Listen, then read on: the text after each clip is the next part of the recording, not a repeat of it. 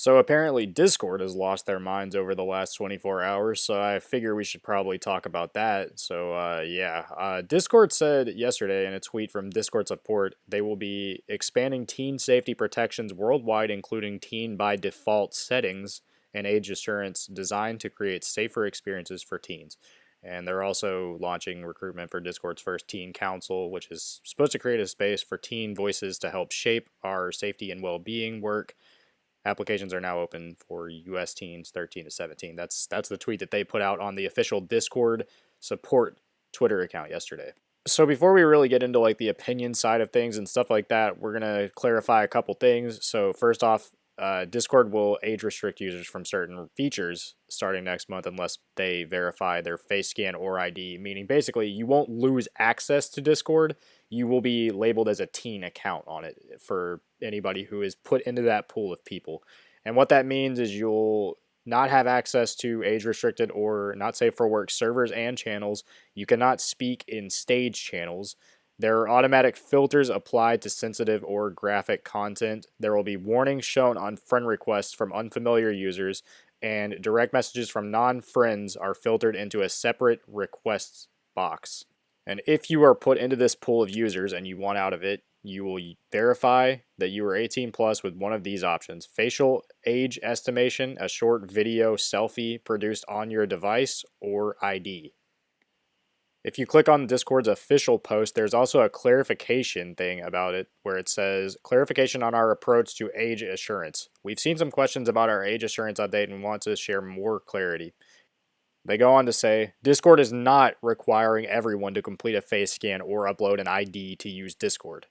The vast majority of people can continue using Discord exactly as they do today without ever being asked to confirm their identity or age. They say that for the majority of adult users, they'll be able to confirm their age group using information they already have. We use age prediction to determine with high confidence when a user is an adult. This allows many adults to access age-appropriate content without completing an explicit age check. They also say facial scans never leave their device, Discord and our vendor partners never receive it, IDs are used to get your age only and then deleted, and that Discord only receives your age and that's it. Your identity is never associated with your account. And to my understanding, that is not completely true because apparently Discord suffered a data breach in October of 2025 where government issued IDs, which Discord is actively pushing to collect in the UK already, I believe, were what was stolen as a part of the data breach. So, with that knowledge, that's not exactly setting a great precedent already for Discord to be doing this. So, I mean, I understand why everyone is skeptical about it. I'm skeptical about it. And obviously, I'm very against this kind of thing on the internet as a whole.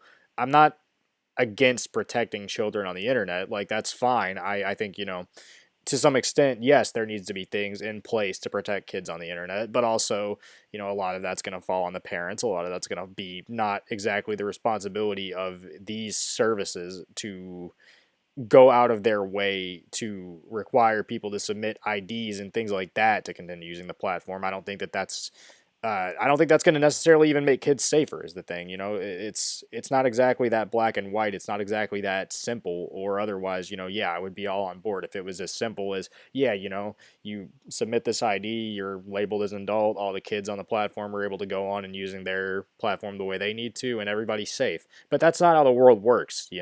If people want to prey on children, God forbid, but if people want to do that, this does literally nothing to stop that. I don't know if you guys read into this or not. Like, this is supposed to make, Discord safer for kids and all. This isn't going to do anything, right?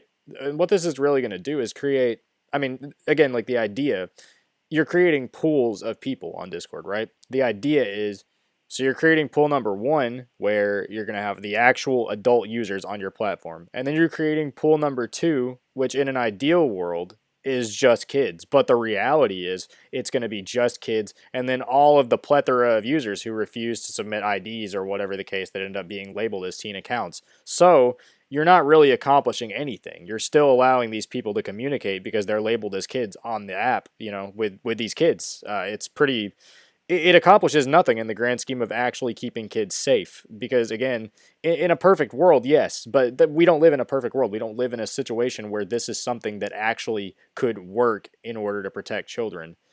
And that's the problem with this type of age verification system. And also, it's kind of not safe for people. You know, obviously, like we already talked about, Discord had the whole data breach thing not even a year ago, where they lost a bunch of IDs allegedly. I don't know the exact specifics on everything that went down in that situation, but I do remember hearing about a Discord data breach. And the more sensitive information that you provide these companies, which you're already probably giving your credit card to, if you're paying for Nitro or things like that, which I mean, I've never really paid for Nitro, but I know a bunch of people do.